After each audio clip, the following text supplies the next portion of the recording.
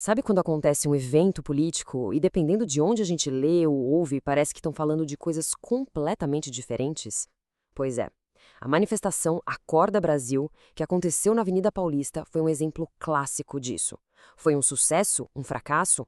Era um ato de união ou de divisão?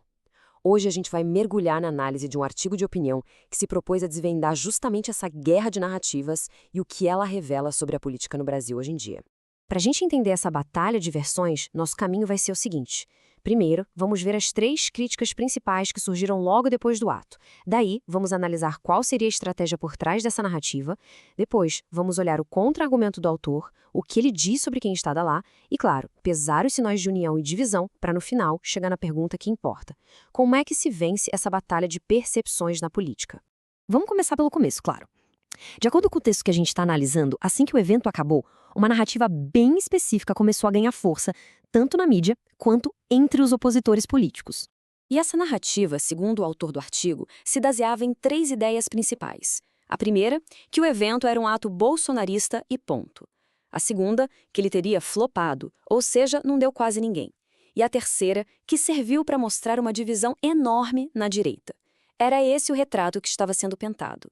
Mas vamos lá. Por que insistir tanto na etiqueta bolsonarista? Bom, na visão do autor, essa escolha de palavras não tem nada de inocente.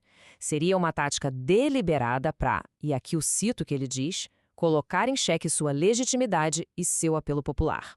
É como se fosse um carimbo para tentar isolar o movimento e já dar uma cara negativa para ele. Ok, entendemos a narrativa que foi construída. Agora a pergunta é, por quê? Qual o objetivo? Qual seria a estratégia por trás de enquadrar o evento dessa maneira tão específica? Para sacar essa estratégia, a gente precisa entender um conceito que é chave no texto, o de narrativa política. Isso não é só contar uma história, sabe? É como construir uma moldura para um fato, uma moldura que direciona o jeito que o público vai enxergar aquilo. E no final das contas, o objetivo é sempre influenciar os resultados eleitorais. E essa estratégia, segundo o autor, já está de olho lá na frente nas eleições de 2026. O grande objetivo seria o quê? Minimizar o potencial da oposição. E a tática para chegar lá seria justamente essa: pintar um quadro de racha, de fraqueza, na esperança de que isso desanime possíveis eleitores. O autor resume o efeito psicológico disso tudo com uma daquelas máximas da política brasileira, né? Ninguém gosta de votar em candidato perdedor. A lógica é bem direta. Se você projeta uma imagem de que um lado está fraco ou rachado, você pode, só com isso, já afastar um monte de apoio. Na política, muitas vezes, a percepção de força já é a própria força. Muito bem, agora vamos virar o disco e olhar para o outro lado da moeda. O autor do artigo que estamos analisando, ele oferece uma contranarrativa. Ele argumenta que a realidade do que aconteceu na Paulista foi bem diferente do que foi dito. Vamos ver como ele defende esse ponto. A ideia central da contranarrativa do autor é uma só. O que se viu ali foi muito além da tal bolha bolsonarista. Ele defende que a manifestação teve um alcance bem maior e que, na visão dele, qualquer analista independente que olhasse com atenção chegaria a essa mesma conclusão. E para provar o ponto dele, o autor aponta para o palco. Quem estava lá? Governadores como Romeu Zema, de Minas, e o Ronaldo Caiado, de Goiás, de outros partidos e que são vistos como possíveis candidatos à presidência. Eles estavam ali lado a lado com figuras do PL. Para ele, essa mistura de partidos e de potenciais concorrentes seria a maior prova de que aquilo era uma frente mais ampla e não um ato isolado de um grupo só. Mas claro, a crítica sobre a divisão não olhava só para quem estava lá. Olhava, e muito, para quem não estava. E o autor do artigo também entra de cabeça nesse ponto.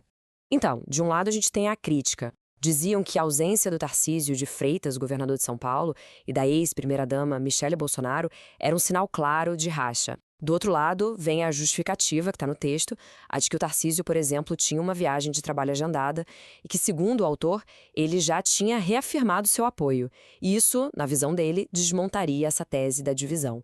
E é sempre bom lembrar, o que a gente está fazendo aqui é exatamente isso, né? É destrinchar a lógica interna desse artigo que se dedica a fazer uma análise bem detalhada sobre como essas narrativas políticas são construídas. E com isso a gente chega no final, no ponto que amarra tudo. O que esse embate todo de narrativa sobre um único evento pode nos ensinar sobre a política brasileira hoje? E aqui está o pulo do gato, o ponto central do autor. O debate sobre a manifestação, no fundo, não era sobre números ou nomes, era sobre percepção.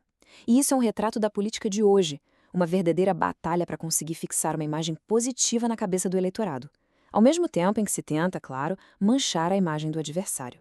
Isso tudo deixa a gente com uma reflexão final que vem direto do texto. Se a política se transformou nessa disputa intensa por narrativas, a pergunta que fica é: o que de fato está moldando os rumos do Brasil? São os acontecimentos em si ou é a percepção que se cria sobre eles? Uma percepção que é cuidadosamente construída por essas estratégias todas de comunicação. Fica aí a questão.